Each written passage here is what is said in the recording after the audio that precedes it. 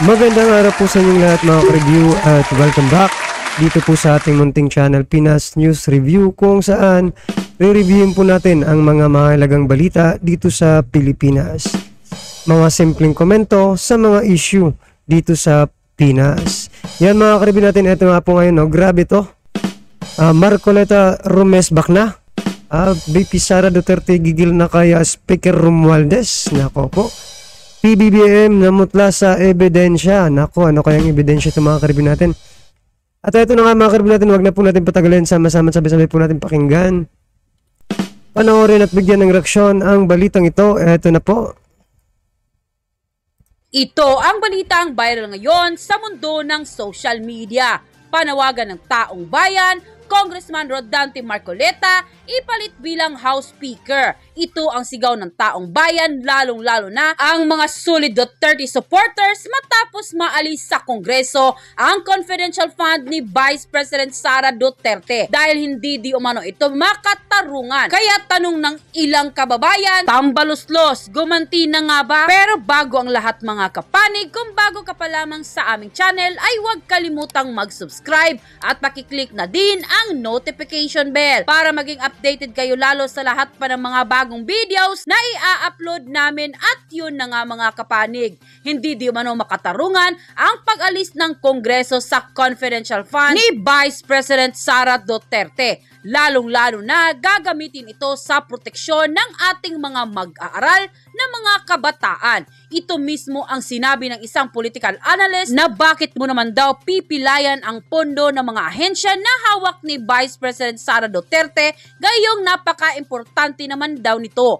Tapos ang gagamitin pang dahilan ng Kongreso ay yung gulo sa West Philippine Sea na ayon sa isang political analyst, malabo di umano tayong lusubin ng China at kung mayroong umang awayan ay sa dagat lang. Ito mangyayari at hindi papasok sa ating bansa dahil ang totoong problema na kinaharap ng ating bansa ay ang internal problem natin kagaya ng CPP, NPA at NDF na sinisira di umano tayo sa loob ng gobyerno. Importante di umano itong WPS pero hindi naman nangangahulugan na isasakripisyo natin ang kaligtasan ng ating mga kabataan, lalong-lalo na ang mga mag-aaral. Ngunit tila nakapagtataka bakit hinayaan ni Speaker Martin Romualdez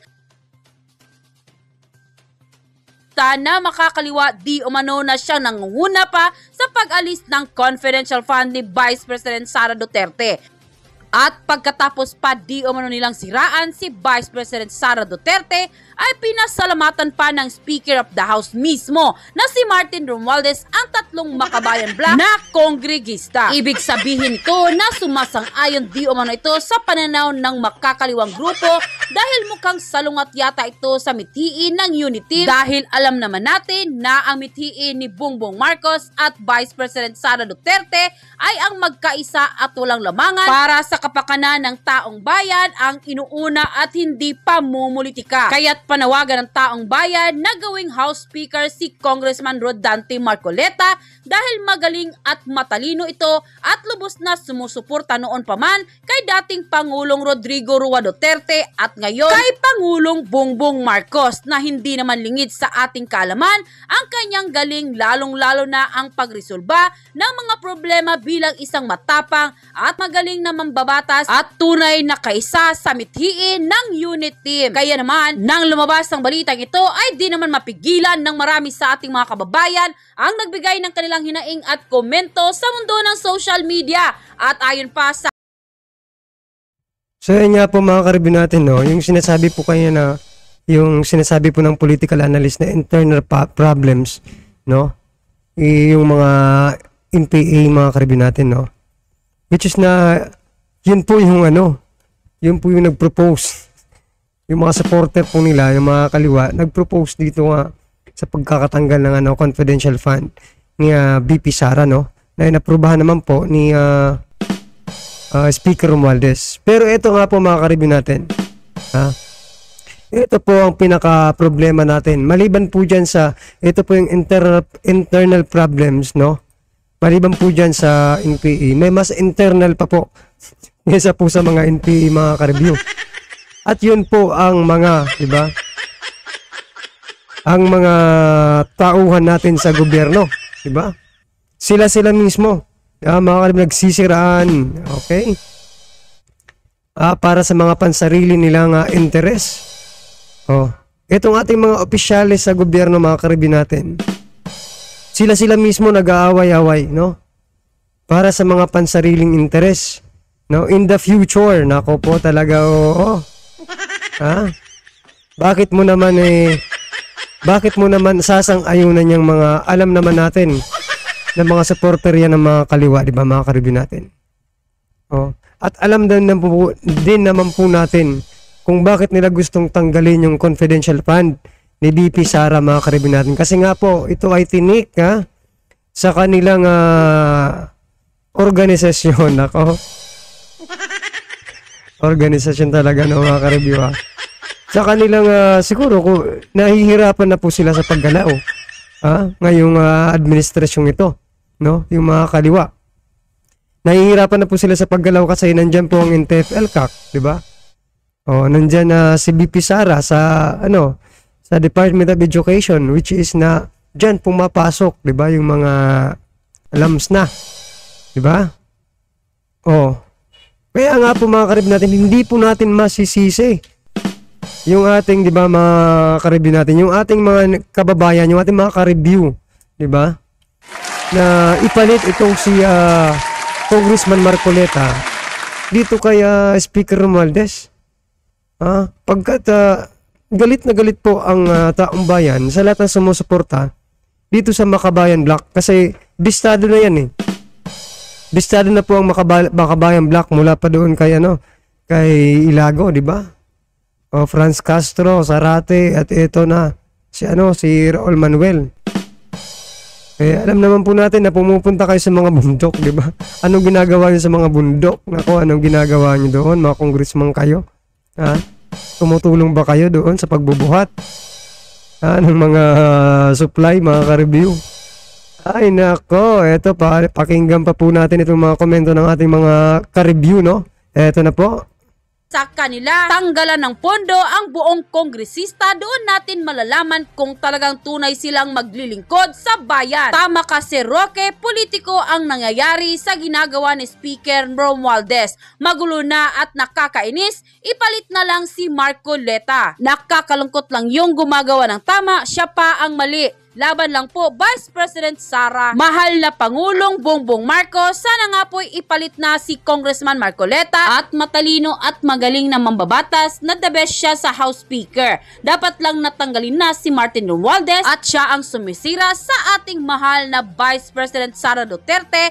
Mabuhay ka, Atty. Roque. God bless you all. Napakaganda sana kung totoo si Congressman Marcoleta ang papalit dahil sa daming mambabatas. Kung si Congressman Rodante, baka maituwid na ang pamamalakad at magbago na mismo ang power of the purse at maalis na lahat ang karamihan na anay dyan sa Kongreso. The best idea that the Speaker Romualdez will be replaced by Congressman Marcoleta, who is not biased and capable as a Speaker of the House. End quote. Abay, tinanggalan lamang ng confidential fund ng Kamara de Representante si VP at Education Secretary Sara Duterte. Ano po ang pruweba na marami pa palang mga tanggapan ng gobyerno ang may confidential fund at hindi tinanggalan? O tignan po natin, ito pong slide nito. Kung ano-ano pala yung mga ibang ahensya na mayroong confidential, intelligence, and extraordinary expenses. Yan po yung tawag dyan. Aba, nangunguna sa listahan natin ang Kamara de Representante. O ito po basahin natin. Confidential, intelligence, and extraordinary expenses. Extraordinary and miscellaneous expenses. Under one line po yan. 1.6 billion. O diba? So yan, mga karibin natin, 1.6 billion na naungkat dahil nga po dito sa panggigipit nila kay VP Sara, mga karibin natin. Eto nga po, mga karibin natin, may nag-comment na gustuhan ko po yung comment niya. Bakit nga raw po, sinasabi niya, bakit nga ba confidential pa ang tinatawag dyan? Diba? Kung, diba, kung bubusiin din naman. Edi sana sinabi na lang yung project para hindi na magtaka yung tao, di ba? O sino ba ang nag-ano dito na confidential fund? Sino po ba ang nag-propose? mga ka-review natin, na confidential fund. Kasi kung confidential fund, mga ka-review, di ba? O hindi kailangan malaman kasi confidential nga eh, di ba? O pero bakit ngayon, di ba? Napaka-irony, mga ka-review. Confidential yung ano niya pero kailangan malaman. Bakit ganun po, mga ka-review? Ha? Well, anyway, kailangan din pong malaman for transparency. Pero ano pa yung essence na pagiging confidential niya? Kung ibubulgar mo rin pala, di ba? Sana wala na lang siguro dapat confidential fund, mga ka-review natin. Sumasakit na tuloy yung ulo ng natin, mga netizen, mga ka-review, dahil dyan sa confidential fund na yan. O isa lang po ang solusyon dyan. Kung matatanggal po, yan, palakpakan po natin ha. Kung matatanggal po ni PBBM itong confidential fund na ito, para patas lahat, mga ka-review natin. Kasi nawawala po yung essence ng pagiging confidential niya. Kasi inuungkat pa rin eh. Di ba? Well, for transparency, it's good. Pero nawawala yung essence ng pagiging confidential. Di ba? Tanggalin na lang po yung confidential na yan. Sumasakit na po yung ulo ng ating mga netizen. Mga ka-review natin ha. At ito na nga, ipalit. Wag nyo na mga, sinasabi lang ng ating mga ka-review, na ipalit si Congressman Marcoleta, no? Kung mayroon man ipapalit kay Speaker Romualdez, ang nababagay po ay si Congressman Marcoleta. Bakit po? Kasi napapanood na, siguro ko na-condition na rin yung utak ng tao, mga ka-review. Kasi Congressman Marcoleta, pag nandyan sa hearing talaga, di ba? Matalino yung dating eh. Kaya siguro ko, ng mga tao, ng mga netizen na, wow, iba ito ha. At siya rin yung lumaban doon sa ABS-CBN, di ba, mga ka-review? Sila na SOG Boying Rimulya. Sila yun eh. Sana nga lang po, mga ka-review natin, sana lang po, hindi po sila maging magkatulad ni SOG Boying Rimulya na nagkaroon ng injustice sa justice system natin, no? Sana maging matuwid lang, diretso lang, Congressman Marcoleta, huwag kang lumiko ng landas, di ba? Kung ikaw man ang magiging speaker, kung mga ka-review natin, eto na naman po tayo, kung ikaw man ang magiging speaker, Congressman Marcoleta, huwag ka pong lumiko, straight lang po, di ba? Para at least maging masabi talaga natin na ikaw talagang nararapat dyan, no, mga ka-review natin. Well, anyway, mga ka-review natin, ano po ang reaksyon? Karapat-dapat po ba si Congressman Marcoleta dyan sa na pumalit, kung papalitan man itong si Speaker Romualdez, no? Kasi yun po yung sinasuggest ng ating mga kababayan na si Congressman Marcoleta. Alright, mga ka-review natin, kung bago pa lang at di pa po nakapag-subscribe sa ating munting channel, please don't forget to subscribe. At i-click na rin po ang bell notification para updated po kayo sa lahat ng ina-upload sa ating reaction video. Yan, mga ka-review natin. At huwag din pong kalimutang i-subscribe si Banat Kapanig TV, nasa description po. Ang full video link ng balitang ito, subscribe nyo na po. Maraming salamat po.